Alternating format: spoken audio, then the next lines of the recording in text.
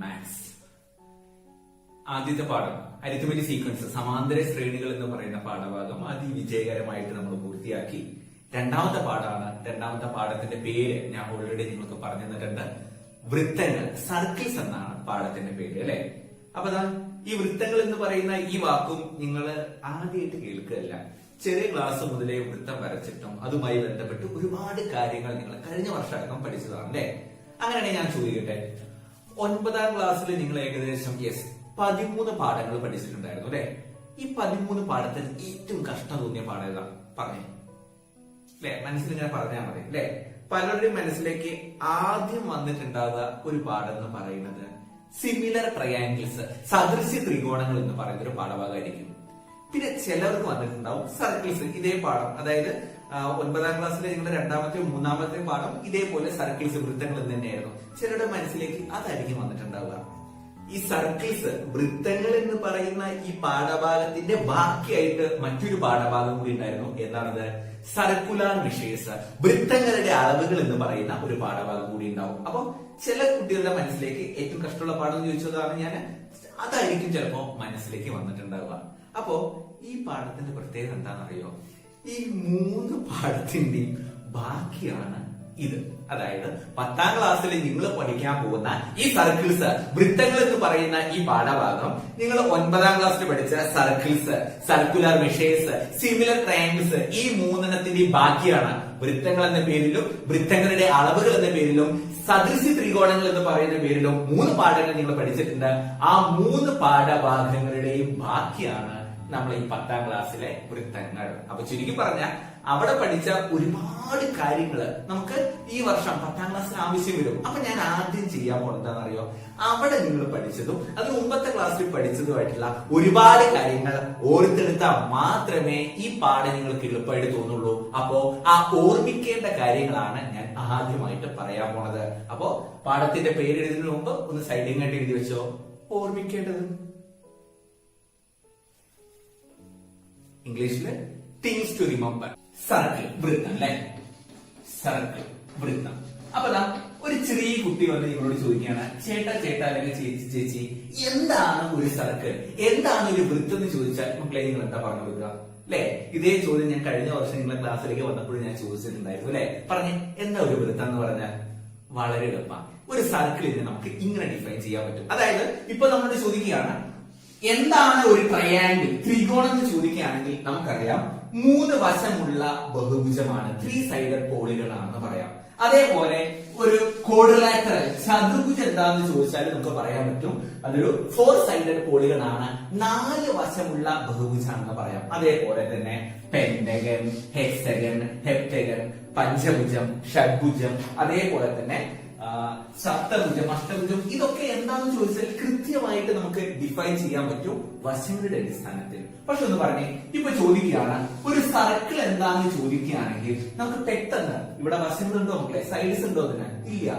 അപ്പൊ സൈഡ്സിന്റെ ബേസിൽ ഇതിനൊരു ഡെഫിനിഷൻ കൊടുക്കുക എന്ന് പറയുന്നത് കുറച്ച് ബുദ്ധിമുട്ടുള്ള കാര്യമാണ്, അല്ലെ? അപ്പൊ ഞാൻ എന്താ ചെയ്യുന്നറിയോ? ചെയ്യുന്നത് ചോദിച്ചാൽ ഇതേപോലെ ഇപ്പൊ ഒരു ബോർഡ് ഇവിടെ ഉണ്ട്. ഇതൊരു പ്ലെയിൻ ആണ്, ഇതൊരു സർഫസ് ആണ്, അല്ലെ? ഒരു പ്രതലമാണ്. ഈ പ്രതലത്തിൽ ഞാൻ ഒരു ബിന്ദു പരിഗണിക്കാൻ പോവാണ്, ഒരു പോയിന്റ്. എന്നിട്ട് ചെയ്യാൻ പോണത് ഈ ബിന്ദുവിൽ നിന്ന് കുറച്ചകലെ മറ്റൊരു ബിന്ദു കൂടി പരിഗണിക്കുകയാണ്. ഇപ്പോ ഈ 2 ബിന്ദുക്കൾ തമ്മിലുള്ള അകലം എത്ര അറിയില്ല, പക്ഷെ ഇതേ അകലത്തിൽ ഒരുപാട് ബിന്ദുക്കൾ ഞാൻ ഇങ്ങനെ അടയാളപ്പെടുത്താൻ പോവാണ്. പറഞ്ഞേ, ഈ അകലം എത്രയാണോ അത് തന്നെയാണ് ഇങ്ങോട്ട് ഈ ബിന്ദുവിലേക്കുള്ളത്, അത് തന്നെയാണ് ഇതിലേക്കുള്ളത്. അപ്പൊ ഒരിക്കലും ഇങ്ങനൊരു സ്ട്രൈറ്റ് ലൈന് നേരേഖ വരില്ല. കാരണം ഇവിടുന്ന് ഇങ്ങോട്ടുള്ള അകലമല്ല, ഇവിടുന്ന് ഇങ്ങോട്ടുള്ളത് ഡിസ്റ്റൻസ് ഡിഫറന്റ് ആണ്. അകലം സമമല്ല, അകലം വ്യത്യസ്തമാണ്. അപ്പൊ തുല്യ അകലത്തിൽ വരയ്ക്കുന്ന സമയത്ത് അത് ഏകദേശം ഇങ്ങനെയായിരിക്കും വരിക, അല്ലെ മക്കളെ? പറഞ്ഞു. അങ്ങനെ ആ എല്ലാ ബിന്ദുക്കളും പരിഗണിക്കുകയാണെങ്കിൽ പറഞ്ഞേ എന്താ നമുക്ക് കിട്ടുക? യെസ്, ഒരു സർക്കിള്, ഒരു വൃത്തം നമുക്ക് കിട്ടും, അല്ലെ മക്കളെ? ഒരു പ്രാവശ്യം കൂടി ഒരു ബിന്ദു പരിഗണിച്ചിട്ടുണ്ടായിരുന്നു.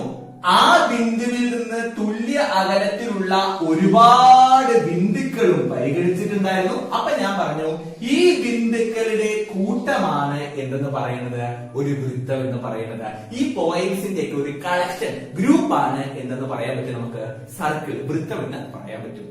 കാര്യം മനസ്സിലായോ? അങ്ങനെയാണെങ്കിൽ ബുക്കിൽ നിങ്ങൾ എഴുതി വെക്കണം. എന്ത്? സർക്കിൾ എന്ന ഹെഡിങ് എഴുതിയിട്ടുണ്ടാവും. തിങ്സ് ടു റിമെമ്പർ, ഓർമ്മിക്കേണ്ടതെന്ന് എഴുതി വെച്ചിട്ടുണ്ടാവും. അപ്പൊ എഴുതേണ്ട കാര്യം ഇതാണ്.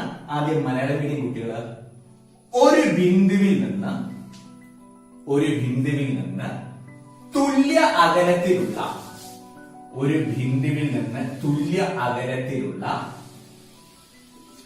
എല്ലാ ബിന്ദുക്കളുടെയും ഒരു കൂട്ടമാണ്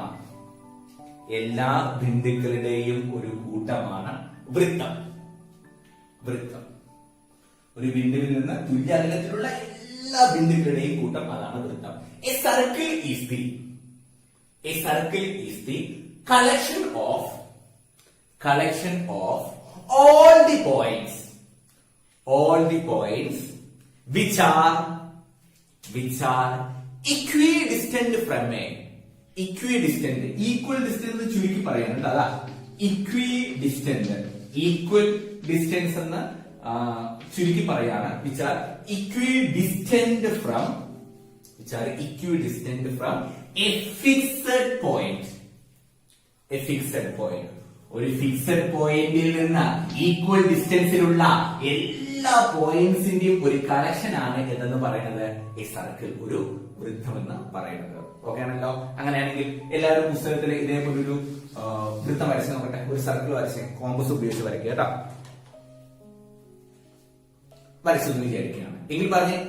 അപ്പോ ഇതായിരുന്നു നമ്മൾ പരിഗണിച്ച ബിന്ദു. ഇതിൽ നിന്ന് തുല്യ അകലത്തിലുള്ള ബിന്ദുക്കളാണത് അല്ലെ. ഇതായിരുന്നു നമ്മൾ കൺസിഡർ ചെയ്ത ഫിക്സഡ് പോയിന്റ്. ഈ പോയിന്റിൽ നിന്ന് ഈക്വൽ ഡിസ്റ്റൻസിലുള്ള പോയിന്റ്സിന്റെ കളക്ഷൻ, ദാറ്റ് ഈസ് ആ സർക്കിൾ ആണ് അവിടെ വരച്ചിട്ടുള്ളത് അല്ലെ. അപ്പോ ഈ പോയിന്റിനെ എന്താ പറയാ? യെസ്, ആ ബിന്ദുവിനെ നമ്മൾ ആ വൃത്തത്തിന്റെ കേന്ദ്രം എന്നാണ് പറയുക. ഈ ഫിക്സഡ് പോയിന്റിനെ ആ സർക്കിളിന്റെ സെന്റർ എന്നാണ് നമ്മൾ പറയുക അല്ലെ. അത് എഴുതി വെക്കുന്നതിന്റെ അകത്ത് നമുക്ക് അറിയാവുന്ന കാര്യമാണ്. അങ്ങനെയാണെങ്കിൽ ഈ വൃത്തത്തിൽ ഞാൻ കുറച്ച് ലൈൻസ്, കുറച്ച് രേഖകൾ വരയ്ക്കാൻ പോവാണ്. അതെന്താണെന്ന് നിങ്ങൾ പറഞ്ഞു തരണം. അപ്പൊ ഞാൻ ഈ വൃത്തത്തിൽ വരയ്ക്കുന്ന ആദ്യത്തെ രേഖ, ഈ സർക്കിൾ ഞാൻ വരയ്ക്കുന്ന ഫസ്റ്റ് ലൈൻ ഇങ്ങനൊരു ലൈനാണ്. അതായത് സർക്കിളിന്റെ സെന്ററും സർക്കിളിലെ ഒരു പോയിന്റും തമ്മിൽ ജോയിൻ ചെയ്തിട്ട് ഒരു ലൈൻ വരച്ചിട്ടുണ്ട്. വൃത്തത്തിന്റെ കേന്ദ്രവും വൃത്തത്തിലെ ഒരു ബിന്ദുവും തമ്മിൽ യോജിപ്പിച്ചതാ ഞാനൊരു രേഖ വരച്ചിട്ടുണ്ട്. പറഞ്ഞേ എന്താ ഈ സാധനം? യെസ്, എന്താണ് അത്? ആ വൃത്തത്തിന്റെ ആരം അഥവാ റേഡിയസ് ആണ് അല്ലെ. ഇതെന്താണ്? ആരമാണ്. റേഡിയസ് ആണ്. കുഴപ്പമൊന്നുമില്ലല്ലോ. പറഞ്ഞേ, ഏത് ലെറ്റർ ഉപയോഗിച്ച് സൂചിപ്പിക്കുക? ആർ എന്ന ലെറ്റർ ഉപയോഗിച്ചിട്ടാണ്. സ്മോൾ ലെറ്റർ ആർ ആണ്. ഇനി ചില സന്ദർഭങ്ങളിൽ വലിയ അക്ഷരം ആർ നമ്മൾ ഉപയോഗിക്കണ്ട. അപ്പോ ഇത് നമ്മൾ പറയാ റേഡിയസ്, ആരം എന്നാണ് പറയാ. അങ്ങനെയാണ് ചോദിക്കട്ടെ, ഇതെന്താ സാധനം? യെസ്, അത് തന്നെയാണ് റേഡിയസ്. അതും വൃത്തത്തിന്റെ ആരം തന്നെയാണ്. പറഞ്ഞോ, ഇതെന്താണ്? അതും റേഡിയസ് തന്നെയാണ്. ഇതും തന്നെയാണ് റേഡിയസ്, ആരം തന്നെയാണ്. ഇതും ഈ വരയ്ക്കുന്നതൊക്കെ എന്തെന്നെയാണ് മക്കളെ? റേഡിയസ്. അതൊക്കെ വൃത്തത്തിന്റെ എന്തെന്നെയാണ്? ആരം തന്നെയാണ്. പറഞ്ഞ് ഇവ തമ്മിൽ വല്ല ബന്ധമുണ്ടോ? യെസ്, അവയൊക്കെ എന്തായിരിക്കും? ഒരേ വലിപ്പത്തിലുള്ളതായിരിക്കും. അതായത് അവയുടെ നീളം തുല്യമായിരിക്കും അല്ലെ മക്കളെ. റേഡിയസ് എന്ന് പറഞ്ഞാൽ സെന്ററും സർക്കിളിന്റെ ഒരു പോയിന്റ് നമ്മൾ ജോയിൻ ചെയ്യുന്ന ലൈൻ അല്ലെങ്കിൽ ആ ഡിസ്റ്റൻസ് ആണ് നമ്മൾ എന്തെന്ന് പറയുന്നത്? റേഡിയസ്. അതേ ഡിസ്റ്റൻസ് തന്നെയാണ്, അതേ അകലം തന്നെയായിരിക്കും ഇവിടെ ഉണ്ടാവുക. അതേ അകലം തന്നെയാണ് ഇവിടെ ഉണ്ടാവുക. അതേ അകലം തന്നെയാണ് ഇവിടെ ഉണ്ടാവുക. അപ്പൊ റേഡിയസ് ഒക്കെ എന്തായിരിക്കും? ഈക്വൽ ആയിരിക്കും, തുല്യമായിരിക്കും അല്ലെ മക്കളെ. ഇത് നമുക്ക് അറിയാവുന്ന കാര്യമാണ്. അപ്പൊ നിങ്ങൾ എന്ത് ചെയ്താൽ മതി? ചിത്രം വരച്ചിട്ട് അതിലൊരു ആരം വരയ്ക്കുക. അത് ആരമാണ്, റേഡിയസ് ആണെന്ന് നിങ്ങൾ എഴുതി വെക്കുക. ചിത്രം ഓൾറെഡി വരച്ചിട്ടുണ്ടാവും. ആ വരച്ച ചിത്രത്തിൽ എന്ത് ചെയ്യുക? ഇതൊന്ന് അടയാളപ്പെടുത്തുക കേട്ടോ. മറക്കണ്ട, റേഡിയസ് ഓൾവേസ് ഈക്വൽ. ആരം എപ്പോഴും തുല്യമാണ് എന്ന് ഓർത്ത് വെക്കുക. ഇനി മറന്നുപോകുന്നു തോന്നുകയാണെങ്കിൽ അങ്ങ് എഴുതി വെച്ചേക്കുക കേട്ടോ. ആരം എപ്പോഴും തുല്യമായിരിക്കും, റേഡിയസ് ഇസ് ഓൾവേസ് ഈക്വൽ എന്ന് എഴുതി വെച്ചേക്കുക. ഓക്കെ, അങ്ങനെയാണെങ്കിൽ ഇനി ഞാൻ വരയ്ക്കേണ്ടത് ഇങ്ങനൊരു വരയാണ്. അതായത് നേരത്തെ സർക്കിളിന്റെ സെന്ററും സർക്കിളിലെ ഒരു പോയിന്റും തമ്മിലാണ് നമ്മൾ ജോയിൻ ചെയ്തത് അല്ലെ. വൃത്ത കേന്ദ്രവും വൃത്തത്തിലെ ഒരു ബിന്ദുവും തമ്മിലാണ് നമ്മൾ നേരത്തെ യോജിപ്പിച്ചത്. പക്ഷെ ഇപ്പോ വൃത്തത്തിലെ തന്നെ രണ്ട് ബിന്ദുക്കളാണ് പരസ്പരം ഞാൻ യോജിപ്പിച്ചിട്ടുള്ളത്. ആ സർക്കിളിലെ തന്നെ രണ്ട് പോയിന്റ്സ് ആണ് പരസ്പരം ഞാൻ ജോയിൻ ചെയ്തിട്ടുള്ളത് അല്ലേ മക്കളെ. പറഞ്ഞേ, എന്താ അതിന്റെ പേര്? യെസ്, എന്താണ്? അതിനാണ് നമ്മള് ഞാൻ എന്ന് പറയാ. എന്താണ്? ഞാൻ. കോഡ്. ചോട് എന്ന് എഴുതും, പക്ഷെ എന്ത് വായിക്കും മക്കളെ? കോഡ് എന്നാണ് വായിക്കുക കേട്ടോ. കോഡ്. അപ്പൊ സർക്കിളിലെ രണ്ട് പോയിന്റ്സ് തമ്മിൽ ജോയിൻ ചെയ്യുന്ന ലൈനിനെ നമ്മൾ എന്താ പറയുക? കോഡ് എന്നാണ് പറയുക. വൃത്തത്തിലെ തന്നെ രണ്ട് ബിന്ദുക്കൾ തമ്മിൽ യോജിപ്പിക്കുന്ന രേഖയെ നമ്മൾ എന്തെന്ന് പറയുമ്പോഴേ ഞാൻ എന്നാണ് പറയുന്നത്. കുഴപ്പമൊന്നുമില്ലല്ലോ. അങ്ങനെയാണെങ്കിൽ ചോദിക്കട്ടെ, ഇതെന്താണ്? യെസ്, അതൊരു ഞാൻ തന്നെയാണ്, അതൊരു കോഡ് തന്നെയാണ്. അങ്ങനെ ചോദിക്കട്ടെ, ഇതെന്താണ്? യെസ്, ഞാനാണ്. ഇതെന്താണ്? ഇതും ഞാനാണ്, അതൊരു കോഡാണ്. പക്ഷെ ഒന്ന് ആലോചിച്ച് നോക്കിക്കേ, നേരത്തെ ഇതേപോലെ ഒരുപാട് റേഡിയസ് ആരെങ്കിലും ഞാൻ വരച്ചപ്പോ പറഞ്ഞിട്ടുണ്ടായിരുന്നു അതിന്റെ നീളമൊക്കെ തുല്യമാണ്, റേഡിയസിന്റെ ലെങ്ത് ഒക്കെ ഈക്വൽ ആണ് എന്ന് പറഞ്ഞിട്ടുണ്ടായിരുന്നു. പക്ഷെ കോഡിന്റെ ലെങ്ത് ഈക്വൽ ആണോ? ഞാനിന്റെ നീളം തുല്യമാണോ? ഒന്ന് നോക്കിക്കേ, ഈ ഞാനിന്റെ നീളാണോ ഇതിനുള്ളത്? അതേ ലെങ്ത് ആണോ ഇതിനുള്ളത്? അല്ല. അതായത് റേഡിയസ് പോലെ കോഡിന്റെ ലെങ്ത് എന്താവില്ല മക്കളെ? ഈക്വൽ ആവില്ല. അതായത് ആരത്തെ പോലെ ഞാനുകളുടെ നീളം എപ്പോഴും എന്തല്ല? തുല്യമല്ല. കുഴപ്പമൊന്നുമില്ലല്ലോ. ഓക്കെ, അങ്ങനെയാണെങ്കിൽ ആരം പറഞ്ഞു, ഞാൻ പറഞ്ഞു. ഇനി ഞാൻ ഒരു ഞാൻ തന്നെയാണ് പറയാൻ പോകുന്നത്. ഇനിയും ഞാൻ ഒരു ഞാനിനെ കുറിച്ച് തന്നെയാണ് പറയാൻ പോകുന്നത്. പറയുന്നത് ആ വൃത്തത്തിലെ ഏറ്റവും വലിയ ഞാൻ, ആ സർക്കിളിൽ വരയ്ക്കാൻ പറ്റുന്ന ലാർജസ്റ്റ് കോഡിനെ കുറിച്ചിട്ടാണ് ഇനി ഞാൻ പറയാൻ പോകുന്നത്. പറഞ്ഞേ, ഇവിടെ എപ്പോഴായിരിക്കും ആ കോഡിന് ലാർജസ്റ്റ് ലെങ്ത് കിട്ടുക? ഇപ്പോഴാണോ? അല്ല. ഇപ്പോഴാണോ? അല്ല. അല്ലേ? സെന്റർ കൂടെ ഇങ്ങനൊരു ലൈൻ വരയ്ക്കുമ്പോൾ, അതായത് സർക്കിളിന്റെ സെന്ററിലൂടെ ഇങ്ങനൊരു കോഡ് വരയ്ക്കുന്ന സമയത്ത് അതായിരിക്കും ഏറ്റവും ലെങ്ത് കൂടിയത്, അല്ലെ മക്കളെ? ഇനി ഇവിടെ തൊട്ട് താഴ്ന്ന് വരയ്ക്കുന്ന സമയത്ത് എന്തായാലും ഇതിനേക്കാൾ കുറവായിരിക്കും, അല്ലെ മക്കളെ? അപ്പോ ഇപ്പൊ ഞാൻ ആ വൃത്തത്തിന്റെ കേന്ദ്രത്തിലൂടെ ഒരു ഞാൻ വരച്ചിട്ടുണ്ട്. അത് തന്നെയാണ് ആ വൃത്തത്തിലെ ഏറ്റവും വലിയ ഞാൻ. അതിനെ മറ്റൊരു പേരാണ് പറയുക, അല്ലെ മക്കളെ? എന്താ പറയുക ഇതിനെ? അതിനെ വ്യാസം, അതിനെ ഡയമീറ്റർ എന്നാണ് നമ്മൾ പറയുക, അല്ലെ? എന്താ മക്കളെ പറയാ? ഡയമീറ്റർ. ഡയമീറ്റർ. കൊടുക്കുന്നില്ലല്ലോ. ഈ ലെറ്റർ ഉപയോഗിച്ച് ഡിനോട്ട് ചെയ്യുക.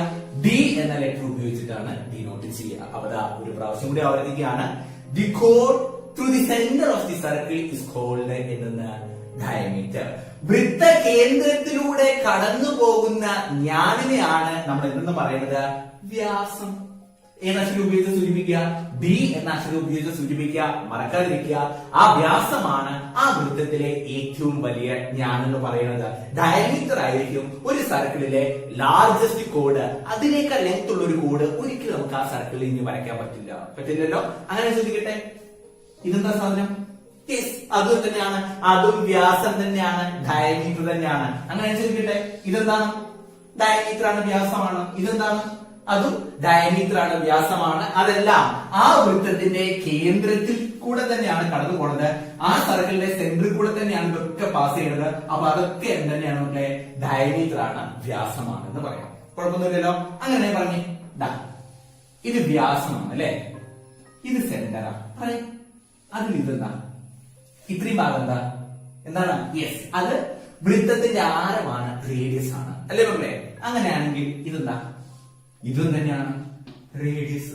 അപ്പോ റേഡിയസും ഡയമീറ്ററും തമ്മിലുള്ള ആ റിലേഷൻ നിങ്ങൾ ഓർത്തു വെക്കണം. ഇതൊക്കെ നിങ്ങൾക്ക് അറിയാവുന്നതാണ്, എനിക്കറിയാം. പക്ഷെ ആ ബേസ് കിട്ടിയാല് ഈ പാഠം വളരെ വളരെ എളുപ്പമായിട്ട് മാറും. നിങ്ങൾ 10ാം ക്ലാസ് കഴിഞ്ഞ ഒരു കുട്ടിയോട് ചോദിക്കുക, 10ാം ക്ലാസ്സിൽ പഠിച്ചത് വെച്ച് ഏറ്റവും കഷ്ടമുള്ള പാഠം ഏതാണെന്ന് ചോദിക്കുക. അവർ പറയും ഏത്? വൃത്തങ്ങൾ എന്നും തൊടുവരകൾ എന്നും രണ്ട് പാഠത്തിന്റെ പേര് പറയും. സർക്കിൾസ് എന്നും ടാൻജൻസ് എന്നും രണ്ട് പാഠമായിരിക്കും അവർ പറയുക. അപ്പൊ ആ പാഠം പഠിക്കണമെങ്കിൽ ഇതൊക്കെ നിങ്ങളുടെ മനസ്സിൽ വേണം. ഇത് പലരുടെ മനസ്സിലുണ്ട് എന്നുള്ള കാര്യം എനിക്കറിയാം. എന്നാലും എനിക്കൊരു സമാധാനത്തിന് വേണ്ടിയിട്ട് പറഞ്ഞിരുന്നത് മാത്രം. അപ്പൊ പറഞ്ഞ കാര്യം ഇതാണ്, ഡയമീറ്ററിന്റെ ഇത്രയും ഭാഗം റേഡിയസ് ആണ്, ആരമാണ്. ബാക്കിയും എന്തെന്നെയാണ്? റേഡിയസ് ആണ്, ആരമാണ്. അപ്പോ റേഡിയസും ഡയമീറ്ററും തമ്മിലുള്ള ബന്ധം ഞാൻ പറയാൻ പോവാണ്. ആരവും വ്യാസവും തമ്മിലുള്ള ബന്ധം പറയാൻ പോവാണ്. ആരം ആരം, രണ്ട് ആരങ്ങൾ ചേർന്നതാണ് വ്യാസം, അല്ലെ മക്കളെ?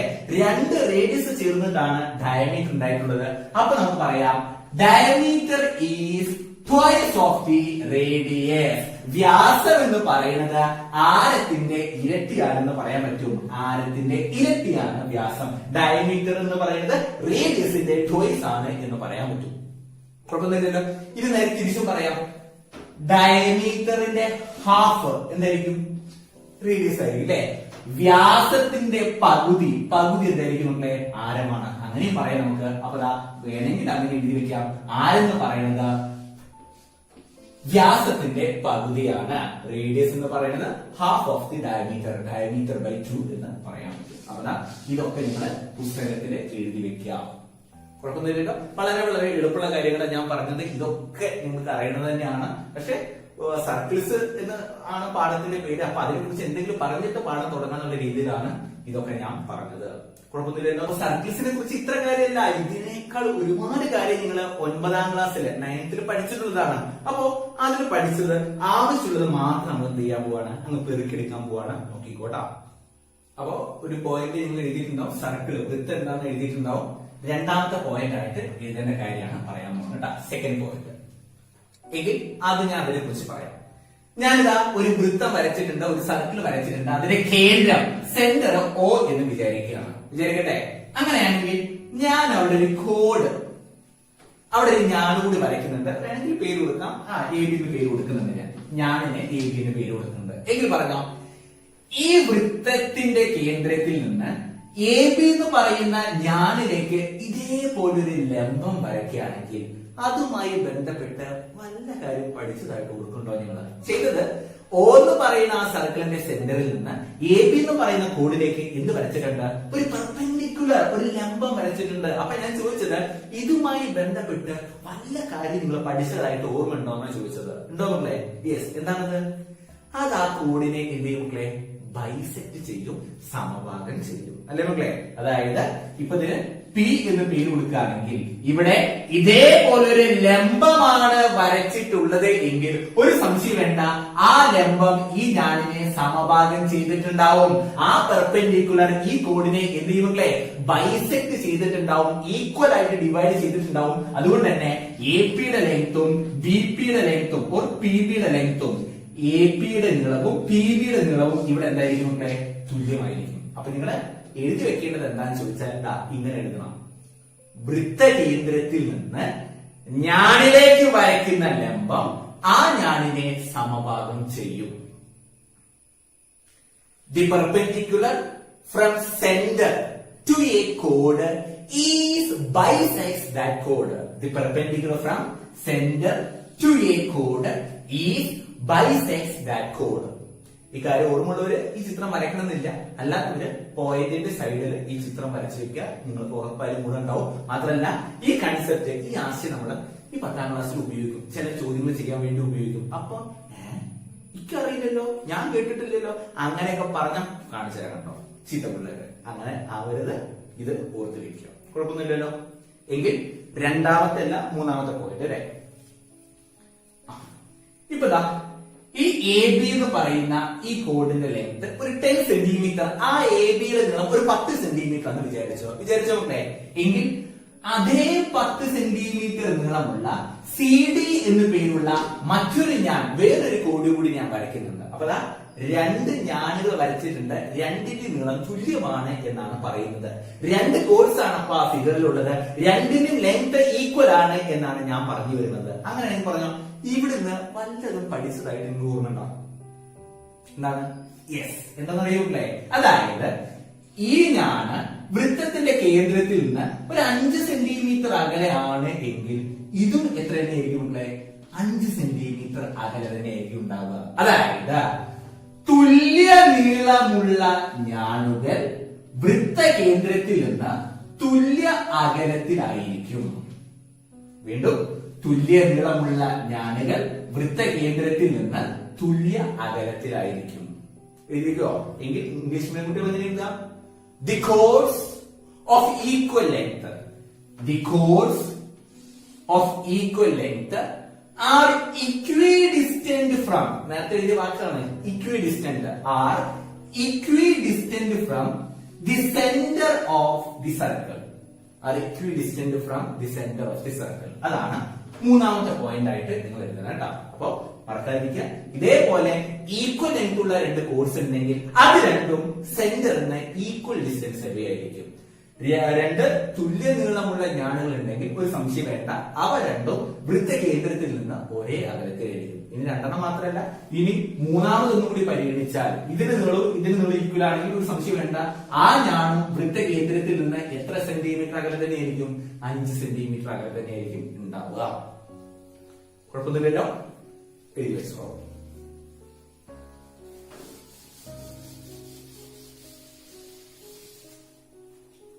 മൂന്നാമത്തെ പോയിന്റ്, ഇവിടെ മൂന്നാമത്താണ്, ശരിക്കുള്ള എത്രാമത്തെയാണ് നമ്മളെ?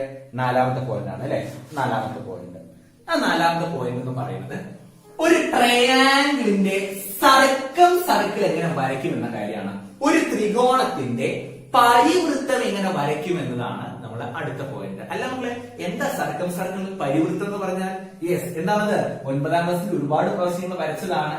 അതായത് ഇതേപോലൊരു ത്രികോണം പരിഗണിക്കുകയാണെങ്കിൽ, ത്രികോണം മാത്രമല്ല, ചിലപ്പോൾ കൂടുതലായിട്ടുള്ളതാവാം, ചിലപ്പോൾ പെൻഡഗൺ ആവാം, ഏതായിക്കോട്ടെ, ഇതേപോലൊരു പോളിഗൺ എന്ന് പറയാം, ബഹുഭുജം ഉണ്ടെങ്കിൽ ആ ബഹുഭുജത്തിന്റെ എല്ലാ ശീർഷങ്ങളിലൂടെയും കടന്നു പോകുന്ന വൃത്തം, അതാണ് അതിന്റെ എന്തെന്ന് പറയുന്നത്? പരിവൃത്തം. ഒരു പോളിഗൺ നമ്മൾ കൺസിഡർ ചെയ്യുന്ന സമയത്ത് അതിന്റെ എല്ലാ വെർട്ടിസസിലൂടെയും പാസ് ചെയ്യുന്ന സർക്കിളാണ് അതിന്റെ എന്തെന്ന് പറയുന്നത്? സർക്കിൾ. എന്താ പറയാ? സർക്കിൾ, പരിവൃത്തം എന്ന് പറയുന്നത്. കുഴപ്പമൊന്നുമില്ലല്ലോ. 9ാം ക്ലാസ്സിൽ നിങ്ങൾ പഠിച്ചിട്ടുണ്ടാവുക ത്രികോണത്തിന്റെ പരിവൃത്തം വരയ്ക്കാനാണ്, ട്രയാംഗിളിന്റെ സർക്കിൾ വരയ്ക്കാനാണ് പഠിച്ചിട്ടുള്ളത്. അപ്പൊ നമുക്ക് ഓർത്തെടുക്കേണ്ടതും അത് തന്നെയാണ്. എങ്ങനെയാണ് ഒരു ട്രയാംഗിളിന്റെ സർക്കിൾ വരയ്ക്കുക, എങ്ങനെയാണ് ഒരു ത്രികോണത്തിന്റെ പരിവൃത്തം വരയ്ക്കുക എന്നുള്ള കാര്യമാണ് നമ്മൾ ഇവിടെ ഓർത്തെടുക്കാൻ പോകുന്നത്. പറഞ്ഞോ, എങ്ങനെയാണത്? അല്ലെ, എന്തിന്റെ സഹായം വേണ്ടി വരും? നമുക്ക് ഒരു കോമ്പസിന്റെ സഹായം വേണ്ടി വരും അല്ലെ? അതായത് ഇപ്പോ നമുക്ക് ഇവിടെ വൃത്തം വരയ്ക്കണമെങ്കിൽ ആ കോമ്പസ് എവിടെ വെക്കണം എന്നുള്ള കാര്യം നമുക്ക് അറിയണം. അതിന്റെ കേന്ദ്രം എവിടെയെന്ന് അറിയണം അല്ലെ മക്കളെ? അപ്പൊ ആ കേന്ദ്രം കണ്ടുപിടിക്കാൻ വേണ്ടി നിങ്ങൾ ചെയ്തിട്ടുണ്ടാവും കഴിഞ്ഞ വർഷം എന്താണ്? ഏതെങ്കിലും രണ്ട് വശങ്ങളുടെ ലംബ സമവാചി വരച്ചിട്ടുണ്ടാവും.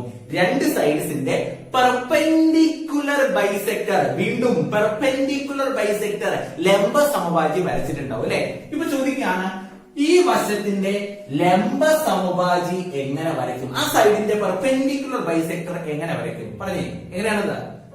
കോമ്പസ് എടുക്കണം, എന്നിട്ട് ആ വശത്തിന്റെ ഒരറ്റത്ത് കോമ്പസ് വെക്കണം, എന്നിട്ട് എത്രയാണോ ഇതിന് നീളം അതിന്റെ പകുതി കൂടുതൽ, മോർ ദാൻ ഹാഫ് എടുക്കണം, പകുതി കൂടുതൽ, എന്നിട്ട് മുകളിൽ ഒരു ആർക്ക്, താഴെ ഒരു ആർക്ക് അല്ലെ? മുകളിലും താഴെയും ഇതേപോലെ ചാപങ്ങൾ വരയ്ക്കും. അളവ് മാറ്റാതെ അപ്പുറത്ത് വെക്കുക, ഇതേപോലെ ചാപങ്ങൾ വരയ്ക്കുക. എന്നിട്ട് ആ ചാപങ്ങൾ പരസ്പരം കൂട്ടിമുട്ടിയ ബിന്ദുക്കൾ പരസ്പരം യോജിപ്പിച്ചാൽ കിട്ടുന്ന രേഖയായിരിക്കും അതിന്റെ ലംബ സമവാചി എന്ന് പറയുന്നത്. ആ ആർസ് ഒക്കെ മീറ്റ് ചെയ്ത പോയിന്റ്സ് പരസ്പരം ജോയിൻ ചെയ്ത ഒരു ലൈൻ വരയ്ക്കുകയാണെങ്കിൽ ആ ലൈനാണ് ആ സൈഡിന്റെ എന്ത്?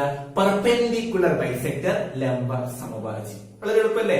അപ്പൊ സെന്റർ കിട്ടിയിട്ടില്ല, സെന്റർ കിട്ടണമെങ്കിൽ, വൃത്തത്തിന്റെ കേന്ദ്രം കിട്ടണമെങ്കിൽ മറ്റൊരു വശത്തിന്റെ കൂടി ലംബ സമവാചി വരയ്ക്കേണ്ടി വരും അല്ലേ മക്കളെ? അപ്പൊ ഇനി ഞാൻ ഈ സൈഡിന്റെ പെർപെൻഡിക്കുലർ ബൈസെക്ടർ, ആ വശത്തിന്റെ ലംബ സമവാചിയാണ് വരയ്ക്കാൻ പോണത്. കോമ്പസ് എടുക്കണു, പകുതി കൂടുതൽ എടുക്കണു, ഇവിടെ ഒരു ചാപം, ഇവിടെ ഒരു ചാപം, അപ്പുറത്തും വെച്ചിട്ട് ചാപം, അത് തമ്മിൽ യോജിപ്പിക്കുന്നു. ഇപ്പോ ആ പെർപെൻഡിക്കുലർ ബൈസെക്ടേഴ്സ് മീറ്റ് ചെയ്ത ഈ പോയിന്റ്, ആ ലംബ സമവാചികൾ കൂട്ടിമുട്ടിയ ഈ ബിന്ദു, അതായിരിക്കും അതിന്റെ എന്തെന്ന് പറയുന്നത്?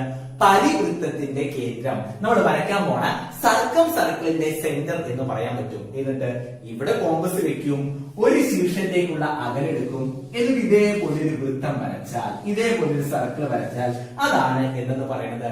സർക്കിൾ പരിവൃത്തം എന്ന് പറയുന്നത്. സിമ്പിൾ. അപ്പൊ നിങ്ങൾ ചെയ്യുന്നത് ഇഷ്ടമുള്ള അളവിൽ സ്കെയിൽ വെച്ചിട്ട് ഇതേപോലെ ഒരു ത്രികോണം വരയ്ക്കുക. എന്നിട്ട് എന്ത് ചെയ്യുക? അതിന്റെ സർക്കിളും എന്ത് ചെയ്യണം? നോട്ട് ബുക്കിൽ വരയ്ക്കണം കേട്ടോ. അപ്പൊ കറക്റ്റ് ആയിരിക്കണം. കറക്റ്റ് ഇതേപോലെ 3 ശീർഷങ്ങളിലൂടെ കടന്നു പോകണം. അല്ലാതെ ഇതൊരു ത്രികോണാണെങ്കിൽ ഇങ്ങനെ കടന്നു പോകാൻ പാടില്ല. കറക്റ്റ് ഈ ശീർഷത്തിലൂടെ കടന്നു പോകണം, അല്ലാതെ ഇങ്ങനെ കടന്നു പോകാൻ പറ്റില്ല. കറക്റ്റ് ഇതേപോലെ വരച്ച്, സമയമെടുത്ത് വരച്ച് ശീലിക്കുക. ഇത് നമുക്ക് വരയ്ക്കാനുണ്ട്. വരച്ചിട്ടെന്ന് വിചാരിക്കുകയാണ്. അങ്ങനെയാണെങ്കിൽ പോയിന്റ് ഇട്ടുണ്ടാവും, ആ പോയിന്റിന്റെ അവിടെ ഒന്ന് എഴുതി വെക്കുക, അല്ലെങ്കിൽ വരച്ച ചിത്രത്തിന്റെ താഴെ എഴുതി വെക്കണം. എന്താണെന്ന് അറിയാമല്ലേ? ഇപ്പൊ നമ്മള് അതിന്റെ സെന്റർ കേന്ദ്രം കണ്ടുപിടിക്കാൻ വേണ്ടി എന്താ ചെയ്തത്? സൈഡ്സിന്റെ പെർപെൻഡിക്കുലർ ബൈസെക്ടർ വശങ്ങളുടെ ലംബസമചി വരച്ചു. പറഞ്ഞു ഈ വശക്കെ ഇതിലെ കോഡാണ് ഞാനാണ്, ആ വൃത്തത്തിലെ ഞാനുകളാണത്. അപ്പോ എഴുതി വെക്കേണ്ടത് ഇതാണ്, ഞാനിന്റെ ലംബ സമഭാജി വൃത്തകേന്ദ്രത്തിലൂടെ കടന്നുപോകും. എഴുതി വെക്കണം, ഞാനിന്റെ ലംബ സമഭാജി വൃത്തകേന്ദ്രത്തിലൂടെ കടന്നുപോകും എന്ന് എഴുതി വെക്കണം കേട്ടോ. അതായത് the perpendicular bisector of A code, ഒരു കോഡിന്റെ perpendicular bisector, the perpendicular bisector of A code is passes through the center of the circle, passes through the center of the circle. എഴുതിക്കാം. അടുത്ത പോയിന്റ്. അപ്പൊ അടുത്ത പോയിന്റ് പറയാൻ വേണ്ടിയിട്ട് ഞാനൊരു circle വൃത്തം വരയ്ക്കുന്നുണ്ട്. അതിന്റെ സെന്ററും റേഡിയസും മാർക്ക് ചെയ്യുന്നു. ഞാൻ വിചാരിക്കുകയാണ് അതിന്റെ റേഡിയസ്, അത് ആ വൃത്തത്തിന്റെ ആരെന്ന് പറയുന്നത് ആർ ആണെന്ന് ഞാൻ വിചാരിക്കുകയാണ്. വിചാരിക്കട്ടെ എങ്കിൽ ആർക്കും ഓർമ്മയുണ്ടോ ഇതിന്റെ സർക്കംഫറൻസ് ഒരു പെരിമീറ്റർ, ആ വൃത്തത്തിന്റെ ചുറ്റളവ് എങ്ങനെ കണ്ടുപിടിക്കുന്ന ആർക്കും ഓർമ്മയുണ്ടോ? പെരിമീറ്റർ ഒരു സർക്കംഫറൻസ് എന്ന് പറയാനുണ്ട് കേട്ടോ. ഒക്കെ ഒന്ന് തന്നെ പെരിമീറ്റർ സർക്കംഫറൻസ് ഒക്കെ പറഞ്ഞാൽ എങ്ങനെ കണ്ടുപിടിക്കുക? യെസ്, എങ്ങനെയാണ് 2πr എന്ന് പറയുന്ന എക്സ്പ്രഷൻ ഉപയോഗിച്ചിട്ട് കണ്ടുപിടിക്കുക. 2πr. അതില് മറക്കരുത്, പൈ എന്ന് പറയുന്നത് ഒരു കോൺസ്റ്റന്റ് ആണ്, ഒരു സ്ഥിരസംഖ്യയാണ്. അതെന്ന് പറയുന്നത് എങ്ങനെ കിട്ടുന്നതാണ്? ഒരു വൃത്തത്തിന്റെ ചുറ്റളവിനെ അതിന്റെ വ്യാസം കൊണ്ട് ഹരിക്കുമ്പോൾ കിട്ടുന്ന സ്ഥിരസംഖ്യയാണ് പൈ എന്ന് പറയുന്നത്.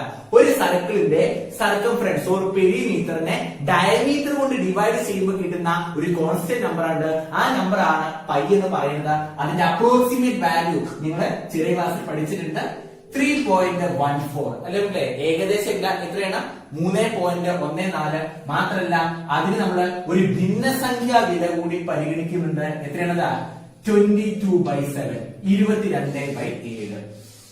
ഒന്നും മറക്കണ്ട, ഇതൊക്കെ നിങ്ങളുടെ ചെറിയ ക്ലാസ്സിൽ പഠിച്ചാണ്. അതാണ് ചടപടയെന്ന് പറഞ്ഞു പോണത്. ഓക്കെ, അപ്പൊ മറക്കണ്ട, ആരമുള്ള വൃത്തത്തിന്റെ ചുറ്റളവ് എന്ന് പറയുന്നത് 2πr ആണ്. The circumference of A circle with radius r or perimeter എന്ന് പറയാൻ ഞാൻ പറഞ്ഞു ഈസ് എന്താണ് മക്കളെ? 2πr. പൈയുടെ വാല്യൂ എഴുതി വെക്കുക. എത്രയാണ്?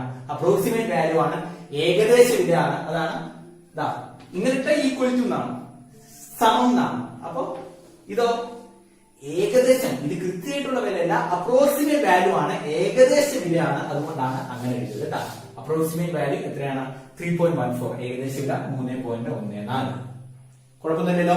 അങ്ങനെയാണെങ്കിൽ എങ്ങനെയാണ് അതിന്റെ പരപ്പളവ്, അതിന്റെ വിസ്തീർണം ഓർ ഏരിയ പറഞ്ഞു എങ്ങനെ എഴുതുന്നത്? യെസ്, ഇങ്ങനെയാണ് πr², പൈ ഇൻറ്റു റേഡിയസിന്റെ സ്ക്വയർ അല്ലെ മക്കളെ? റേഡിയസ് ആണ് r എന്ന് പറയുന്നത്. അപ്പൊ ആരം ആയിട്ടുള്ള വൃത്തത്തിന്റെ പരപ്പളവ് എന്ന് പറയുന്നത് എന്താണ് മക്കളെ? πr².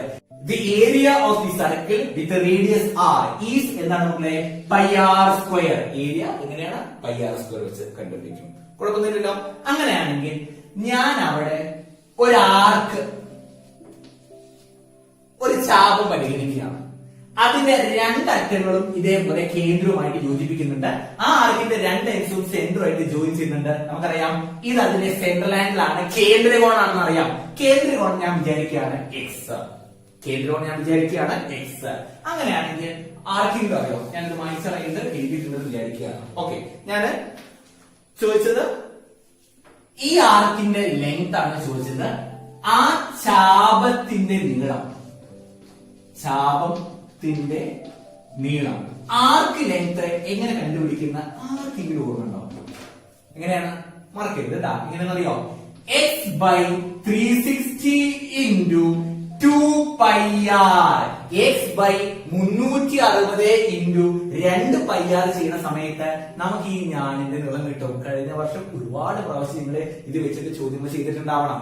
ഇനി നേരെ തിരിച്ചു പറഞ്ഞാലും കുഴപ്പമില്ല. 2πr into x/360 എന്ന് പറഞ്ഞാലും കുഴപ്പമൊന്നുമില്ല. ഓർത്ത് വെക്കേണ്ട കാര്യം ഇതാണ്, x എന്ന് പറഞ്ഞാൽ അതിന്റെ സെൻട്രൽ ആംഗിൾ കേന്ദ്രകോണാണ്. r എന്ന് പറഞ്ഞാൽ അതിന്റെ റേഡിയസ് ആണ്, ആരമാണ്. പൈയുടെ വില എന്ന് പറയുന്നത് എത്രയാണ്? 3.14, 3.14. മറക്കാതിരിക്കുക. അങ്ങനെയാണെങ്കിൽ ഒരു കാര്യം കൂടി ഓർക്കാനുണ്ട് അല്ലെ, എന്താണത്? ഈ ചാപവും ആരവും ചേർന്ന ഈ രൂപത്തെ നമ്മളൊരു പ്രത്യേക പേര് പറയല്ലോ. എന്താ പറയാ? യെസ്, എന്താ പറയാ? അതിനെ സെക്ടർ, വൃത്താംശം എന്നാണ് പറയുക അല്ലെ. വൃത്തത്തിന്റെ അംശം, വൃത്തത്തിന്റെ ഒരു ഭാഗം അല്ലെ, വൃത്താംശം, സെക്ടർ എന്നാണ് പറയുക അല്ലെ. ഈ സെക്ടറിന്റെ ഏരിയ കാണാനുള്ള എക്സ്പ്രഷൻ കൂടി നിങ്ങൾ കഴിഞ്ഞ വർഷം പഠിച്ചിട്ടുണ്ട്. ആ വൃത്താംശത്തിന്റെ പരപ്പളവ് കണ്ടുപിടിക്കാനുള്ള എക്സ്പ്രഷൻ കൂടി നമ്മൾ പറഞ്ഞിട്ടുണ്ടായിരുന്നു, അല്ലെങ്കിൽ സോറി നിങ്ങൾ ചെറിയ ക്ലാസ്സിൽ പഠിച്ചിട്ടുണ്ടായിരുന്നു. എന്താണ് മക്കളത്? ഞാൻ പറയും ചെയ്തിട്ടുണ്ട് കേട്ടാ.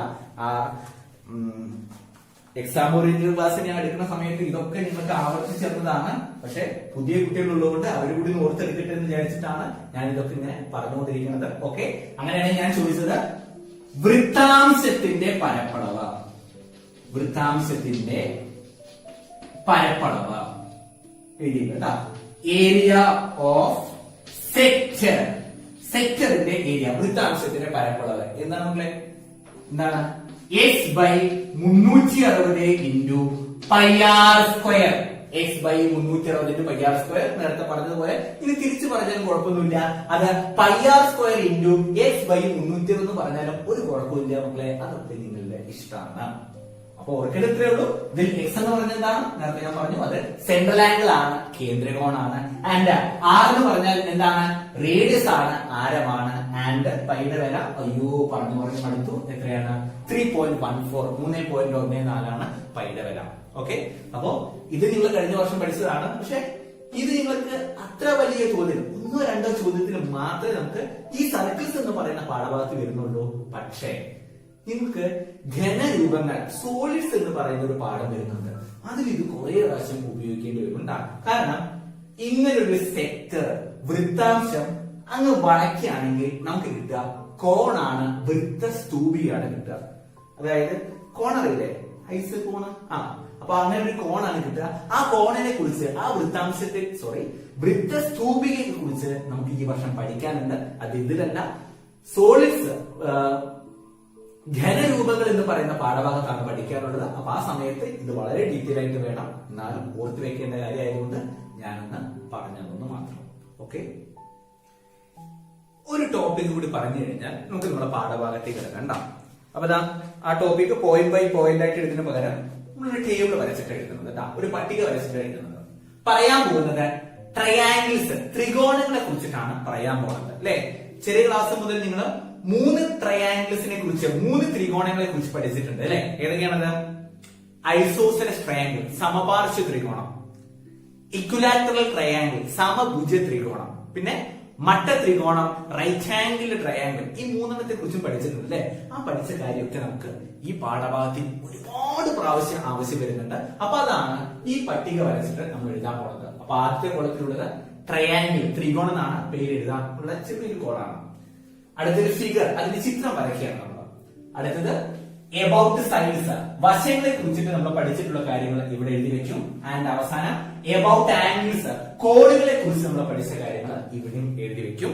അപ്പോ പട്ടിക വരച്ചതിന് ശേഷം മാത്രം ബാക്കി ക്ലാസ് കാണാം. അതിൽ ആദ്യം നമ്മൾ പറയാൻ പോകുന്നത് ഐസോസെലസ് ട്രയാങ്കിളിനെ കുറിച്ചിട്ടാണ്, സമപാർശ്വ ത്രികോണങ്ങളെ കുറിച്ചിട്ടാണ്. ഫിഗർ വരച്ചിട്ട് ഞാൻ എഴുതാൻ പോവാണ് കേട്ടോ. പറഞ്ഞേ, ഐസോസെലസ് ട്രയാങ്കിൾ, സമപാർശ്വ ത്രികോണം. നല്ല കുട്ടികളുടെ മനസ്സിലൊക്കെ ഉടനെ മനസ്സിലേക്ക് വന്നിട്ടുണ്ടാവും. എന്താണ് മക്കളെ? ഈ 2 വശങ്ങൾ തുല്യമായിട്ട് ഒരു ത്രികോണം ഉണ്ടെങ്കിൽ അതാണ് സമപാർശ്വ ത്രികോണം എന്ന് പറയുന്നത് അല്ലെ മക്കളെ. 2 സൈഡ്സ് ഈക്വൽ ആകുന്ന രീതിയിൽ ഒരു ട്രയാങ്കിൾ ഉണ്ടെങ്കിൽ അതാണ് എന്തെന്ന് പറയുന്നത് ഐസോസെലസ് ട്രയാങ്കിൾ. അപ്പോ ഐസോസെലസ് ട്രയാങ്കിളിന്റെ റഫ് ഫിഗർ വരയ്ക്കുന്ന സമയത്ത് നിർബന്ധമായിട്ടും ഇങ്ങനെ അടയാളപ്പെടുത്തി വെക്കണം. എന്താ ഉദ്ദേശം അറിയോ? ഈ 2 വശങ്ങൾ ഇവിടെ തുല്യമാണ് എന്നാണ് ഉദ്ദേശിക്കുന്നത്. ഈ 2 സൈഡ്സ് ഈക്വൽ എന്ന് കാണിക്കാൻ വേണ്ടിയിട്ടാണ് ഇങ്ങനെ മാർക്ക് ചെയ്തിട്ടുള്ളത്. കുഴപ്പമൊന്നുമില്ലല്ലോ. അപ്പൊ മറക്കരുത്, 2 സൈഡ്സ് ഈക്വൽ ആയിട്ടുള്ള ട്രയാങ്കിൾ ആണ് ഐസോസെലസ് ട്രയാങ്കിൾ. 2 വശങ്ങൾ തുല്യമായിട്ടുള്ള ത്രികോണാണ് എന്തെന്ന് പറയുന്നത് സമപാർശ്വ ത്രികോണം. റഫ് ഫിഗർ വരയ്ക്കുക, സ്കെയിലും പെൻസിലും ഉപയോഗിച്ച് വരയ്ക്കണ്ട, കൈകൊണ്ട് വരച്ചിട്ട് എനിക്ക് അയച്ചെന്ന് ഞാൻ കാണിച്ചു തരാം കേട്ടോ. വൃത്തിയിൽ വരയ്ക്കുക. ഓക്കെ, അങ്ങനെയാണെങ്കിൽ എബൌട്ട് സൈഡ്സ്, വശങ്ങളെ കുറിച്ചിട്ട് എഴുതാൻ പോവാണ്. ഒരു പോയിന്റ് ഞാൻ ഓൾറെഡി പറഞ്ഞു കഴിഞ്ഞു. എന്താണ് മക്കളെ? 2 sides are equal.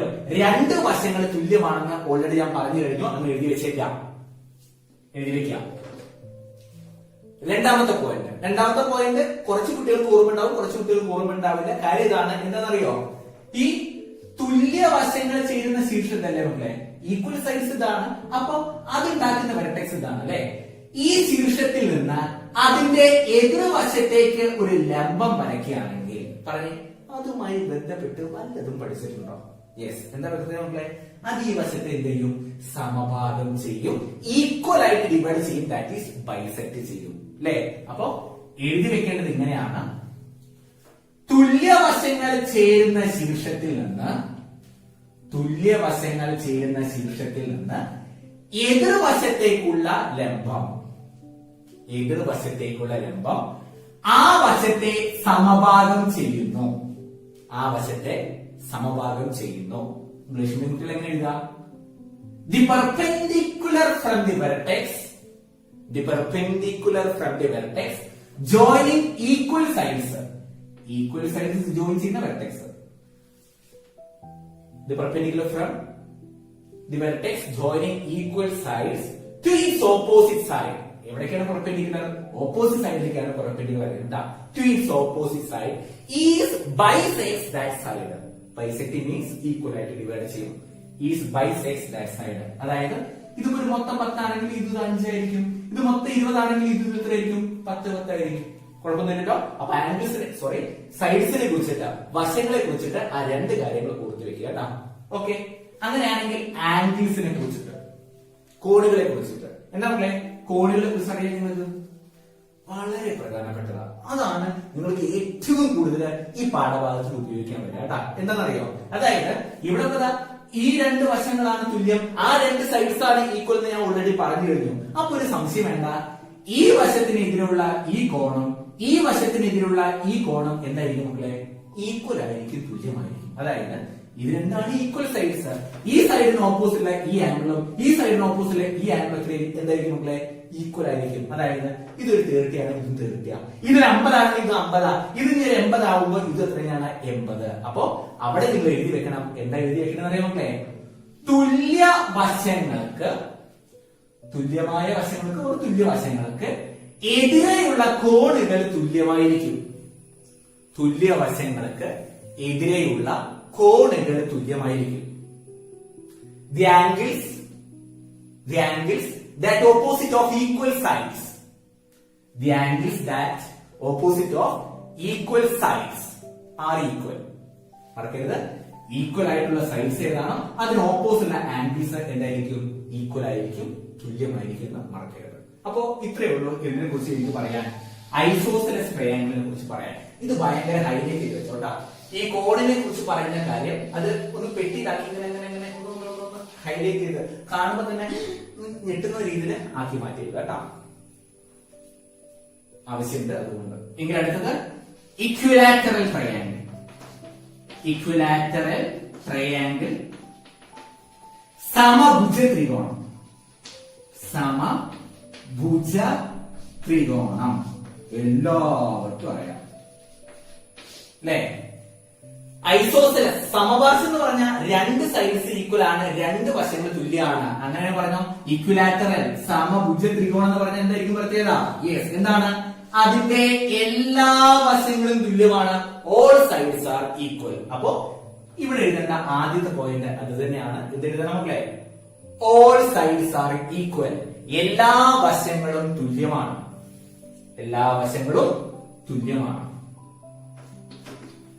എങ്കിൽ നേരത്തെ ഇവിടെ പറഞ്ഞു തുല്യവശങ്ങൾ ചേരുന്ന ശീർഷത്തിൽ നിന്ന് എതിർവശത്തേക്ക് ലംബം വരയ്ക്കുകയാണെങ്കിൽ അത് അതിനെ സമഭാഗം ചെയ്യും. ഈക്വൽ സൈഡ്സ് ജോയിൻ ചെയ്യുന്ന വെർട്ടെക്സ് എന്ന ഓപ്പോസിറ്റ് സൈഡിലേക്ക് പെർപെൻഡിക്കുലർ വരയ്ക്കുകയാണെങ്കിൽ അത് അതിനെ ബൈസെക്ട് ചെയ്യും എന്ന് നാം പറഞ്ഞിട്ടുണ്ടായിരുന്നു അല്ലേ മക്കളെ? പക്ഷെ ഇവിടെ നോക്കിക്കേ, ഇവിടെ എല്ലാ സൈഡ്സും ഈക്വൽ ആണ്, എല്ലാ വശങ്ങളും തുല്യമാണ് അല്ലെ? അപ്പൊ ഇവിടെ നിങ്ങളുടെ ലംബം വരച്ചോ പെർപെൻഡിക്കുലർ വരച്ചാൽ അത് എന്ത് ചെയ്യും? ബൈസെക്ട് ചെയ്യും, സമഭാഗം ചെയ്യും. ഇനി ഇവിടുന്ന് വരയ്ക്കുകയാണെങ്കിലും ബൈസെക്ട് ചെയ്യും, സമഭാഗം ചെയ്യും. ഇനി ഇവിടുന്ന് ആണെങ്കിലും എന്ത് ചെയ്യും മക്കളെ? സമഭാഗം ചെയ്യും. അപ്പോ രണ്ടാമത്തെ പോയിന്റ് ആയിട്ട് എഴുതണം. എന്ത് എഴുതുക? ഒരു ശീർഷത്തിൽ നിന്ന്, ഏതായാലും കുഴപ്പമില്ല, ഇതായാലും കുഴപ്പമില്ല, ഒരു ശീർഷത്തിൽ നിന്ന് എതിർവശത്തേക്കുള്ള ലംബം അതിനെ സമഭാഗം ചെയ്യും.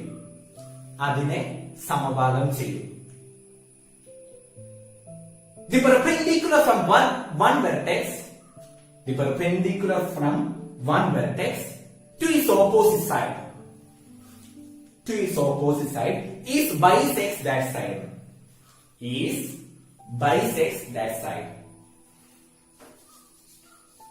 എങ്കിൽ ഇനി about angles, കോണുകളെ കുറിച്ച് പറയാം അല്ലെ. പറഞ്ഞേ, കോണുകളെ കുറിച്ച് എല്ലാവർക്കും അറിയാം. ഇവിടെ രണ്ട് വശങ്ങൾ തുല്യം, അപ്പൊ ആ വശങ്ങൾക്ക് ഇതിലുള്ള കോണുകൾ തുല്യം. അപ്പോ ഇവിടെ 3 വശങ്ങളും തുല്യാണ്. 3 സൈഡ്സ് ഈക്വൽ ആയതുകൊണ്ട് അതിന് ഓപ്പോസിറ്റ് ഉള്ള 3 ആംഗിൾസ്, ആ 3 കോണുകളും എങ്ങനെയായിരിക്കും? തുല്യമായിരിക്കും. 3 ആംഗിൾസും ഈക്വൽ ആണ് അല്ലെ. എത്രയായിരിക്കും ഈസ്റ്റ് ആംഗിൾ? യെസ്, എത്രയാണ്? 60 ആണ്, 60 ആണ് ഓരോ കോണുകളും അല്ലെ മക്കളെ. അപ്പോ അവിടെ എഴുതി വെക്കാം, കോണുകളെല്ലാം 60 ഡിഗ്രി വീതമാണ്. Angles are 60 degree. ഓക്കെ, അങ്ങനെയാണെങ്കിൽ ഒന്നുകൂടി ഉള്ളൂ, റൈറ്റ് ആംഗിൾ ട്രയാംഗിൾ മട്ടത്രികോണം. ഞാൻ എഴുതിയിട്ടുണ്ട് റൈറ്റ് ആംഗിൾ ട്രയാംഗിൾ മട്ടത്രികോണം. അപ്പൊ ആ പേര് കേൾക്കുമ്പോൾ തന്നെ ഒരുവിധം എല്ലാവരുടെയും മനസ്സിലേക്ക് ഇത് വന്നിട്ടുണ്ടാവും അല്ലെ. മട്ടമാണ്, ഒരു ആംഗിൾ റൈറ്റ് ആണ്. റൈറ്റ് മീൻസ് മട്ടം എന്ന് പറഞ്ഞാൽ എത്രയാണ്? 90 ഡിഗ്രി, 90 ഡിഗ്രി ആണ് അല്ലെ. അപ്പോ ഒരു ആംഗിൾ 90 ആയിട്ടുള്ള ട്രയാംഗിളിനെയാണ് നമ്മൾ എന്തെന്ന് പറയുന്നത്? Right angled triangle. ഒരു കോൺ 90 ഡിഗ്രി ആയിട്ടുള്ള ത്രികോണത്തെയാണ് നമ്മൾ എന്ന് പറയുന്നത്? മട്ട ത്രികോണം എന്ന് പറയുന്നത്. അപ്പോ സൈഡ്സിന്റെ അവിടെയല്ല, ആംഗിൾസിന്റെ അവിടെ എഴുതി കേട്ടോ. കോണുകളെ കുറിച്ച് എന്നുള്ള അവിടെ എഴുതി വെച്ചോ. എന്താണ് നമ്മളെ? One angle is 90 degree. ഒരു കോൺ 90 ഡിഗ്രി ആണെന്ന് എഴുതി വെച്ചോ. ഓക്കെ, അങ്ങനെയാണെങ്കിൽ ബാക്കിയുള്ള 2 കോണുകളെ കുറിച്ച് പറഞ്ഞേ. നമുക്കറിയാം, ഈ ലോകത്തുള്ള എല്ലാ ത്രികോണത്തിന്റെയും കോണുകളുടെ തുക എത്രയാണ്? 180 ഡിഗ്രിയാണ്. The sum of angles of any triangle എത്രയാണെന്ന് അറിയാം നമുക്ക്? 180 ഡിഗ്രി ആണെന്ന് അറിയാം. അതുകൊണ്ട് നമുക്കേ, അപ്പൊ ഇവിടെയും കോണുകളൊക്കെ കൂട്ടുന്ന സമയത്ത് എത്ര കിട്ടും നമുക്ക്? 180 കിട്ടും. ഒന്ന് ആലോചിച്ച് നോക്കിക്കേ, ഇത് 90 ആണ് അല്ലെ. അപ്പൊ ഇതും കൂട്ടി എത്ര കിട്ടും അല്ലെ? അത് മനസ്സിലാക്കാൻ 180ൽ നിന്ന് എത്ര കുറച്ചാൽ മതി? 90 കുറച്ചാൽ മതി. എത്ര നേരം കിട്ടും? 90. ചുരുക്കി പറഞ്ഞ ഈ 2 കോണുകളും കൂട്ടിയാൽ എത്ര കിട്ടും നമുക്ക്? 90 കിട്ടും. ബാക്കിയുള്ള 2 ആംഗിൾസിന്റെ സം എന്ന് പറയുന്നത് എത്രയാണ്? 90. കുഴപ്പമൊന്നുമില്ലല്ലോ. അങ്ങനെയാണെങ്കിൽ ഞാൻ ചുമ്മാ ഒന്ന് ചോദിക്കട്ടെ, പറഞ്ഞേ, ഇതൊരു 10 ഡിഗ്രി. അപ്പൊ ഇത് എത്ര? യെസ്, എത്രയായിരിക്കും? 80 ആയിരിക്കും. കാരണം ഇപ്പൊ ഞാൻ പറഞ്ഞിട്ടുള്ളൂ, ഇത് രണ്ടും കൂട്ടുന്ന സമയത്ത് 90 കിട്ടും. അപ്പൊ ഇത് 10 ആവുമ്പോ ഇത് എത്രാന്ന് കണ്ടുപിടിക്കാൻ 90 10 കുറച്ചാൽ മതി. എത്രാന്ന് കിട്ടും? 80 ഡിഗ്രി എന്ന് കിട്ടും. അപ്പൊ ചോദിക്കട്ടെ, അപ്പൊ ഇത് 20 ആണെങ്കിലോ? യെസ്, ഇത് 90 - 20 70 ആയിരിക്കും. ഇനി ഇതൊരു 40 ഡിഗ്രി ആണെങ്കിൽ ഇത് എത്രയായിരിക്കും? 90 - 40 50 ഡിഗ്രി ആയിരിക്കും. അപ്പോ ഇത് എക്സ് ആണെങ്കിൽ ഇത് എന്തെന്ന് പറയാൻ പറ്റും നമുക്ക്? അപ്പോ 90 - x 90 - x ആണെന്ന് പറയാൻ പറ്റും. അപ്പോ അതുകൂടി എഴുതി വെക്കണം. എന്താണ്? The sum of other 2 angles, ബാക്കിയുള്ള 2 ആംഗിൾസിന്റെ sum, the sum of other 2 angles is 90 degree. One angle 90 already എഴുതിയിട്ടുണ്ട്. The sum of other 2 angles 90 ഇപ്പൊ എഴുതിയിട്ടുണ്ടാവും. ഒരു കോൺ 90 ഡിഗ്രി എന്ന് എഴുതി വെച്ചിട്ടുണ്ട്. അപ്പൊ താഴെ മലയാളം മീഡിയം കുട്ടികൾ എഴുതണം. എന്താ? മറ്റ് 2 കോണുകളുടെ തുക 90 ഡിഗ്രിയാണ്. 90 ഡിഗ്രിയാണ്. ചിത്രത്തിൽ എഴുതി വെക്കുക, ഇത് എക്സ്, ഇത് 90 - x എന്ന് എഴുതി കേട്ടാ. ഇങ്ങനെ കോണുകളുടെ തുക 90 ആണെങ്കിൽ സമ്മ 90 കിട്ടുകയാണെങ്കിൽ അതിനൊരു ഒറ്റവാക്കുണ്ടല്ലോ. എന്താ പറയുക? അതിനെ കോംപ്ലിമെന്ററി ആംഗിൾസ് എന്നാ പറയാ. എന്താ പറയാ? Complementary angles. മലയാളത്തില് പൂരക കോണുകൾ എന്ന് പറയും. എന്താ പറയാ? പൂരക കോണുകൾ. അതായത് ഇപ്പൊ 2 കോണുകൾ കൂട്ടുന്ന സമയത്ത് അത് 90 കിട്ടുന്നു വിചാരിച്ചോ. അപ്പൊ ആ കോണുകളെ നമുക്ക് എന്ത് പറയാം? പൂരക കോണുകളാണ് എന്ന് പറയാം. അതായത് 2 ആംഗിൾസ് ഒന്നും അതിന്റെ സം 90 ആണെങ്കിൽ ഉറപ്പിച്ചോ, അതിന് നമ്മൾ പറയാ എന്താ പറയാ? കോംപ്ലിമെന്ററി ആംഗിൾസ് എന്നാണ് പറയാ അല്ലെ മക്കളെ. അങ്ങനെ ചോദിക്കട്ടെ, സം 180 തുക 180 ആണെങ്കിൽ അതിനെന്താ പറയാ? അല്ലെ, ചെറിയ ക്ലാസ്സുകൾ പഠിച്ചിട്ടുണ്ട്. എന്താ? അപ്പൊ നമ്മൾ പറയും അത് അനുപൂരക കോണുകളാണ്, സപ്ലിമെന്ററി ആംഗിൾസ് എന്നാണ് പറയാ അല്ലെ മക്കളെ. ഒരു പ്രാവശ്യം കൂടി, സം 180 ആണെങ്കിൽ അപ്പൊ നമ്മൾ പറയാ എന്താണ്? സപ്ലിമെന്ററി ആംഗിൾസ്, അനുപൂരക കോണുകൾ എന്നാ പറയാ. എന്താ നമുക്ക് പറയാം? അനുപൂരക കോൺ. തുക 90 ആണെങ്കിൽ പൂരകം, തുക 150 ആണെങ്കിൽ അത് അനുപൂരകം. സം 90 ആണെങ്കിൽ കോംപ്ലിമെന്ററി, സം 180 ആണെങ്കിൽ അതെന്താണ് സപ്ലിമെന്ററി ആംഗിൾസ് എന്ന് പറയും. ഒന്ന് ഓർത്ത് വെക്കണം കേട്ടോ. ഞാൻ ചോദിക്കുന്ന സമയത്ത്, ക്ലാസ് എടുക്കുന്ന സമയത്ത് അതിനെ കുറിച്ച് പറയും. അപ്പൊ അത് നിങ്ങളുടെ മനസ്സിൽ വേണം. ഓക്കെ, ഇനി നമുക്ക് സൈഡ്സിനെ കുറിച്ച് പറയാം, വശങ്ങളെ കുറിച്ച് പറയാം അല്ലെ. ഈ മട്ട ത്രികോണത്തിന്റെ വശങ്ങൾ നേരത്തെ പറഞ്ഞ പോലെ 2 വശങ്ങളോ 3 വശങ്ങളോ തുല്യൊന്നും ആയിരിക്കില്ല അല്ലെ. ചിലപ്പോ ആവില്ല. അപ്പൊ അത് ഡിപ്പെൻഡ് ചെയ്തിരിക്കും. അങ്ങനെയാണെങ്കിൽ ഇതിന്റെ വശങ്ങളെ കുറിച്ചിട്ട് നിങ്ങളൊരു തിയറമാണ് പഠിച്ചിട്ടുള്ളത് അല്ലെ. ഇതിന്റെ വശങ്ങളെ കുറിച്ച് നിങ്ങളൊരു സിദ്ധാന്തം പഠിച്ചിട്ടുണ്ട് അല്ലെ. എന്താ സിദ്ധാന്തം? യെസ്, എന്താണ്? പൈതഗോറസ് സിദ്ധാന്തം, പൈതഗോറസ് തിയറം നിങ്ങൾ കേട്ടിട്ടുണ്ടാവും അല്ലെ. അപ്പോ അതിനു മുമ്പ് പറഞ്ഞ് ഇതിന്റെ സൈഡ്സിലേക്ക് നമ്മൾ ഒരു പ്രത്യേക പേരുകൾ പറയാറുണ്ടല്ലോ. എന്താ? താഴെ കിടക്കുന്ന വശത്ത് എന്താ പറയാ? യെസ്, എന്താ പറയാ? പാദം, ബേസ് എന്നാണ് പറയാ, ബേസ്. അതേപോലെ കുത്തനെയുള്ള ഈ വശത്തെ എന്താ പറയാ നമ്മള്? യെസ്, എന്താ പറയാ? ലംബം, ആൾട്ടിറ്റ്യൂഡ് എന്നാണ് പറയാ, ആൾട്ടിറ്റ്യൂഡ്. അങ്ങനെയാണെങ്കിൽ ഏറ്റവും വലിയ വശം, ലാർജസ്റ്റ് സൈഡിനെ നമ്മൾ എന്താ പറയാ? എന്താണ്? ഹൈപ്പോട്ടിന്യൂസ്, ഹൈപ്പോട്ടിന്യൂസ്, കർണം എന്നാണ് പറയാ അല്ലെ. കർണം. കുഴപ്പമൊന്നുമില്ലല്ലോ, ഇത് നിങ്ങൾ കേട്ടതാണ്. അങ്ങനെയാണെങ്കിൽ അപ്പൊ എന്താ പൈതഗോറസ് തിയറം? എന്താ പൈതഗോറസ് സിദ്ധാന്തം? യെസ്, എന്താണ്? കർണം സ്ക്വയർ സമം എന്തായിരിക്കും മക്കളെ? പാദം സ്ക്വയർ പ്ലസ് ലംബം സ്ക്വയർ അല്ലെ മക്കളെ. അതായത് ഹൈപ്പോട്ടിന്യൂസിന്റെ സ്ക്വയർ എന്ന് പറയുന്നത് എന്തായിരിക്കും? Base square plus altitude square, base square plus altitude square ആയിരിക്കും അല്ലെ മക്കളെ. ഇതിന് പാദം സ്ക്വയർ എന്ന് പറയുന്നത് കർണം സ്ക്വയർ മൈനസ് ലംബം സ്ക്വയർ എന്ന് എഴുതാം. ഇനി ലംബം സ്ക്വയർ എന്ന് പറയുന്നത് കർണം സ്ക്വയർ മൈനസ് പാദം സ്ക്വയർ എന്ന് പറയാം. ഇതൊക്കെ ചെറിയ ക്ലാസ്സിൽ നിങ്ങൾ കേട്ടതാണ്. ഇപ്പോ ബേസ് സ്ക്വയർ എന്താണെന്ന് ചോദിക്കുകയാണെങ്കിൽ നമുക്ക് പറയാം hypotenuse square minus altitude square. ഇനി ആൾട്ടിറ്റ്യൂഡ് സ്ക്വയർ എന്താണെന്ന് ചോദിക്കുകയാണെങ്കിൽ hypotenuse square minus base square. ഇതൊക്കെ വെച്ചിട്ട് കൊട്ടക്കണക്കിന് ചോദ്യങ്ങൾ ചെറിയ ക്ലാസ്സിൽ ചെയ്തിട്ടുണ്ട്. ഞാൻ പറഞ്ഞു, ഞാനൊന്ന് ഓർമ്മിപ്പിച്ച് തരിക മാത്രമാണ് ചെയ്യുന്നത്. ഓക്കെ, അങ്ങനെയാണെങ്കിൽ ബേസിക് കഴിഞ്ഞു. ഇത്രയും കാര്യം ഓർമ്മ ഉണ്ടെങ്കിൽ മക്കളെ ഒരു കാര്യം ഉറപ്പിച്ചോ, നിങ്ങൾക്ക് ഈ പാഠം വളരെ വളരെ എളുപ്പമായിരിക്കും.